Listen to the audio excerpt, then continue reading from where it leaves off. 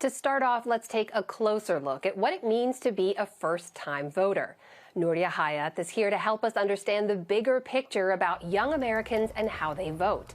Noorya works at Tufts University with a research group called CIRCLE. That's the Center for Information Research on Civic Learning and Engagement. Noorya, welcome to you and thanks for being here.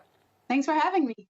So when we talk about elections and we talk about young Americans, it's kind of more of a question of if they vote rather than how they vote. When you look at participation rates, take us back to 2016 for an example. What do we know about the participation rates for 18 to 24-year-olds in America, and how does that compare to older Americans? In 2016, that turnout number in Gen Z was 42%. So 42% of eligible young voters actually cast a ballot.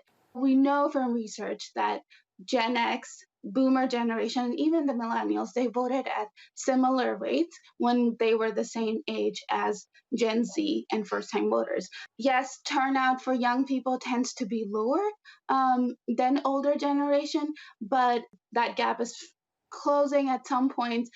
For instance, in 2018, we had an unprecedented, remarkable increase in young people voting in a midterm election, which hasn't really happened in the past almost 5 decades. So what do we know about that? What drove that increase among younger Americans voting? We surveyed a nationally representative young group of people online, and 85%, an overwhelming majority, said that they know that they have the power to change things in the country. 61% of young people, the Gen Z, said they know and report being part of a movement. 1 in 5 have volunteered for a political campaign. 1 in 3 have donated to a campaign. And 7 in 10 young people have actually had conversations on politics with their friends, with their family. 53% people said that they have encouraged other young people to vote. So they are highly engaged, particularly in their local communities, particularly on issues they care about. Fascinating look at Gen Z and young Americans and how they vote here. We're going to see, of course, what happens in the next election. And up next, we're going to hear more about what it takes to register Gen Z voters from someone who does it for a living. That's Kellen Edmondson. He works with HeadCount. It's a nonpartisan group that organizes voter registration events and campaigns. Kellen, welcome and thanks for being with us. Thank you for having me.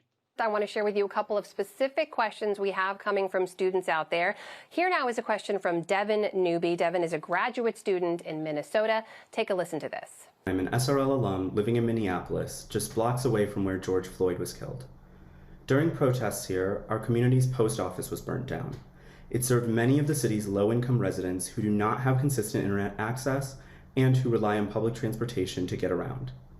My question is, how can residents, and especially the young residents who have never done this before, be sure that they are registered to vote?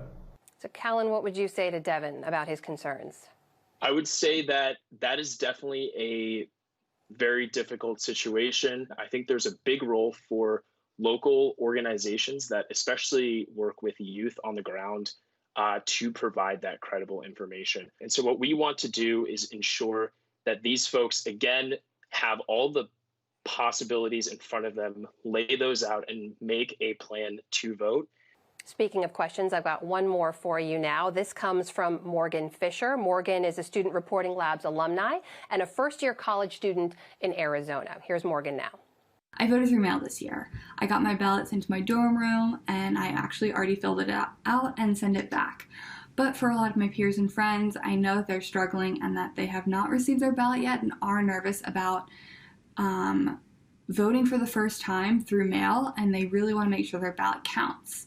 For college students that are registering to vote when they're away from home, we recommend that they check the status of their current registration, see if they're registered to vote at home, and then decide from there whether they want to register where their campus is or vote absentee where their parents might be living. They should go to www.headcount.org.